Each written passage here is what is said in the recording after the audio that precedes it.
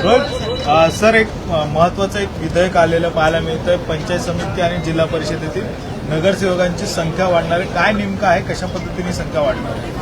नाही, जिल्हा परिषद आणि पंचायत समितीमध्ये एक नवीन विधेयक आज आपण आणलं आणि त्यामध्ये जिल्हा परिषदेमध्ये सदस्य संख्येच्या 10% सदस्यांना स्वीकृत सदस्य म्हणून घेता येईल. त्या क्षेत्रातील नामवंत व्यक्तींना स्वीकृत सदस्य म्हणून जिल्हा परिषदेमध्ये काम करता येईल.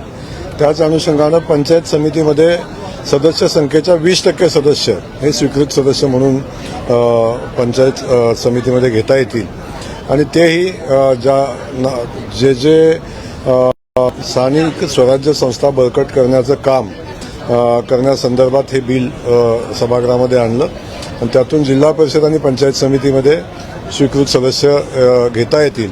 साधारण 34 जिल्ह्यामध्ये 201 जिल्हा परिषद सदस्य स्वीकृत म्हणून घेतले जातील आणि पंचायत समितीमध्ये साधारण 806च्या आसपास पंचायत समिती सदस्य स्वीकृत म्हणून या संस्थांमध्ये घेतले जातील.